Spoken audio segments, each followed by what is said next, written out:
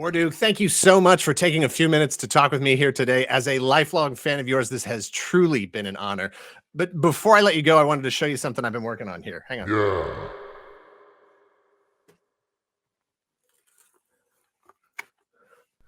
Whoa. What do you think? Oh, I love it. I love it. Great job, Dan. Great job. It's not perfect, but it's perfect to me. Thank you. All right. Have a good night. Good talking to you.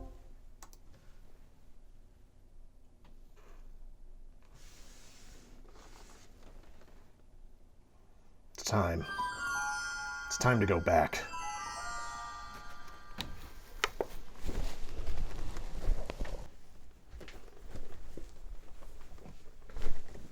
Hi, I'm Dan Larson, and this is NECA's Dungeons & Dragons Ultimate Warduke action figure in 4 minutes or less.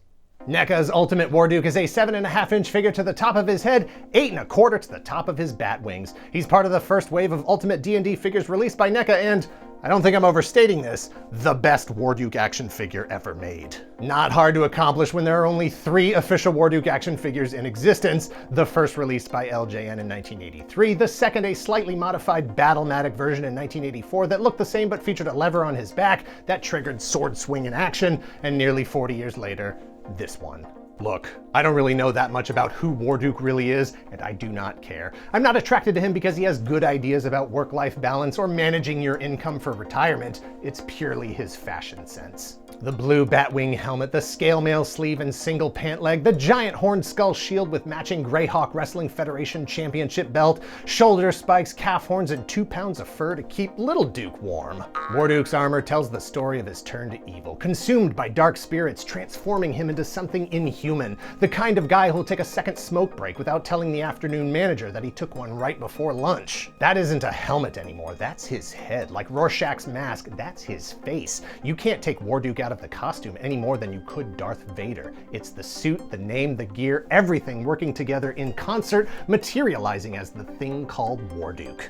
His necklace is pegged to his torso, the shoulder straps restrict his ab crunch, the hard rubber fur reduces the range on the hips, making it hard for him to sit on a horse, or anything for that matter. The sculpt and articulation triggers my main action figure pet peeve, when characters can't put their arms down by their sides. Best Warduke can manage here is 45 degrees, and that ain't good enough. But I suppose it makes sense on the left side of his body, probably gets a lot of skin pinching in his pits with the scale mail armor. The paint on this figure is gorgeous, with lots of little details, a bit of gold around the red gems on his boot cuffs, his demonic red eyes, the layering of brown fur, the gunmetal gray on his giant skull shield and matching glove. He's got a coin purse on his belt for all his Duke stuff.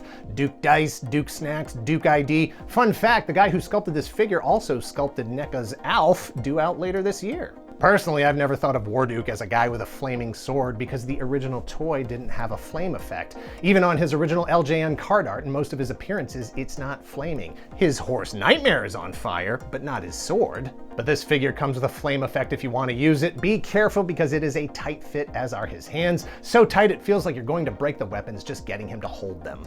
He has an alternate open armored hand and a pointing right hand, which is amazing. Every action figure should come with a pointing finger, for accusations, for calling out other characters, for calling their shot. So far, between Grimsword and Warduke, NECA's D&D is tracking at 100%. The figure is a bit fiddly with the real chain on his hip sheath that I hate, but is also one of my favorite parts. The spikes are very sharp, making it hard to handle. The bat ears on the helmet are wafer thin, but this figure is beautiful and I love it, and I don't know what could possibly get released this year that would even begin to threaten his place as the best action figure of 2023. It's not perfect, but it's perfect for me. If you're not into barbarians who forgot to finish getting dressed, this is an easy pass, but if you don't want to miss out on one of the best figures of 2023, it's a must-have. So buy it if you see it, and if you see 2, leave 1 for the next collector. Thanks for watching. Please hit like, hit subscribe if you're not already a subscriber. Thank you very much to those of you who already are. Obviously, check out our main channel, Secret Galaxy, if you aren't already a subscriber over there as well. If you're in the position to help the channel grow, please visit our Patreon at patreon.com/toygalaxy. This is a really big deal. After a few years off, it's really great to be back doing 4 minutes or less. You've been asking for them, and we've insisted that we were going to get back to them. This is that. I can't promise that we're going to do them every week or every month, but we definitely want to do them again. Cut.